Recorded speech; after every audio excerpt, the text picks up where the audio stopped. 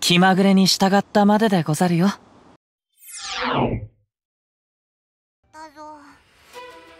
気をしっかり持ってくれよ。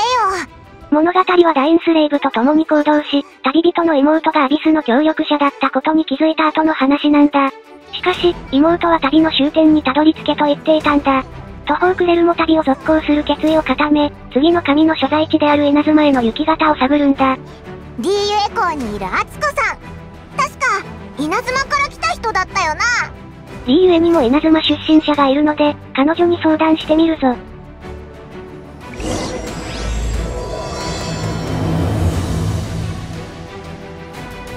こんにちは。あ、お目にかかれて光栄の方が良かったかな。今頑張って現地の喋り方を勉強してるんだ。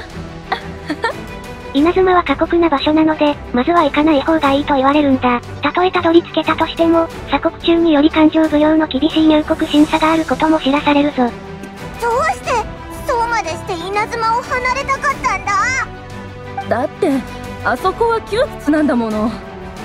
あまりにも緊迫した雰囲気で、出入りするにも勘定奉行の厳しい審査を通る必要があるし、その勘定奉行の責務の一つが稲妻に出入りする人の身分を事細かく審査すること。しかし、旅人には目的があることを伝えると、北斗の南十字戦隊を提案してもらうんだ。リーウェでも有名な南十字戦隊に稲妻まで連れて行ってくれないか頼んでみること。まずは北斗に交渉するために船へと向かうぞ。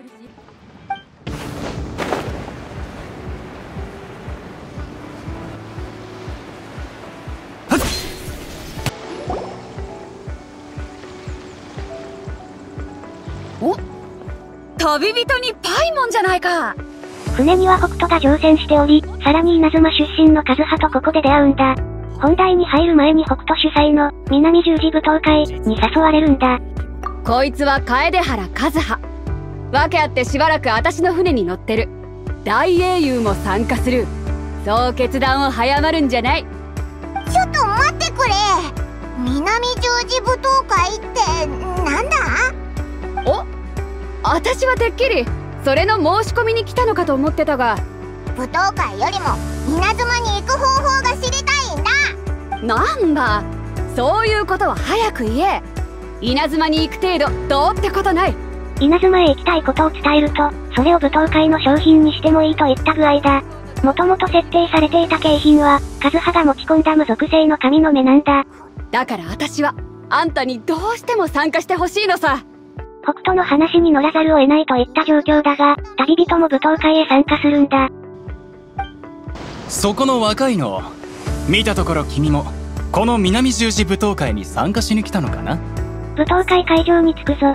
そして参加者と少し話をしてみるが、まあ旅人の敵となりそうな出場者はいなさそうなんだ。以前チコガン自由迫撃大会で準優勝したんだ。あまり一般的なやつじゃなさそうだな。もし成功すれば霊山派の名が歴史に残ることになります。次の方どうぞ。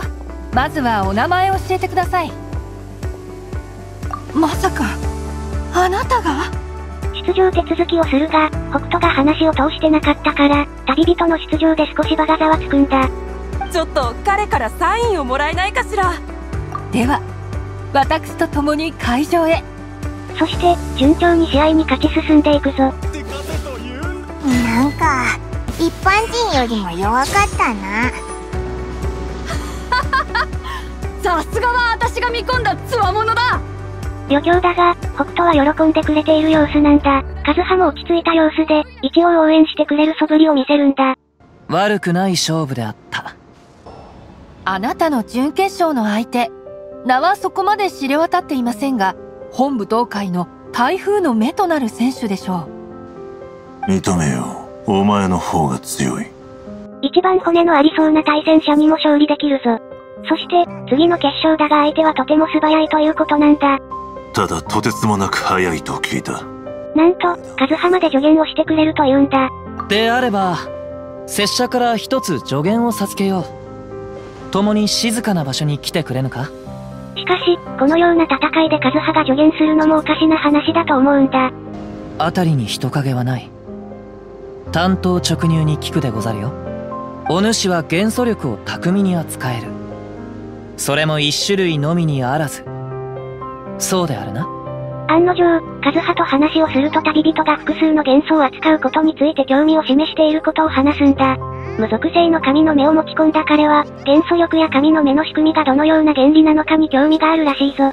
その複数の元素力をいかにして手に入れたのか、拙者に聞かせてはくれぬか。そして、稲妻の出身でもあるカズハに、現状の稲妻の状態についても詳しく教えてもらうんだ。今稲妻では、メガリレーが行われている。それはお主らも知っておるな。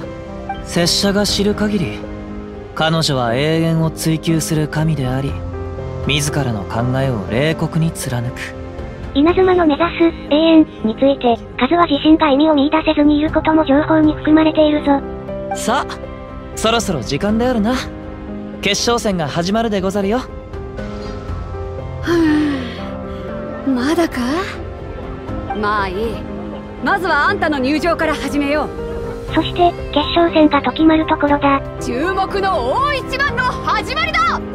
そして、もう一人の選手は。しかし、対戦相手は現れない。どうもおかしいと異変に気づくのはカズハなんだ。待ってくれ。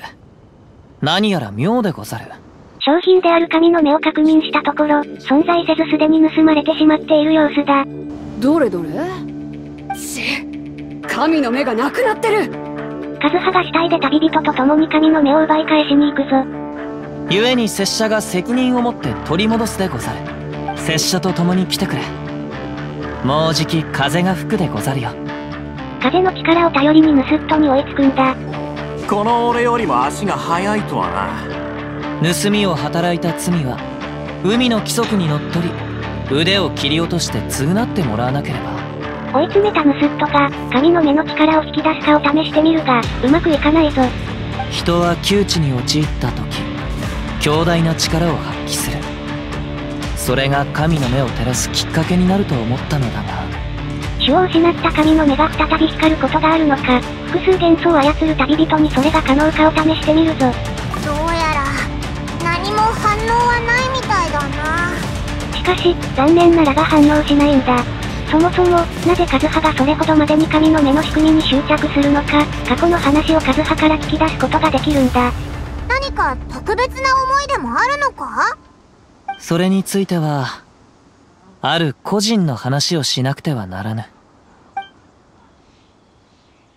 彼は拙者の親友であった。ある日彼は拙者に無双の人たちを聞いたことがあるかと聞いてきた。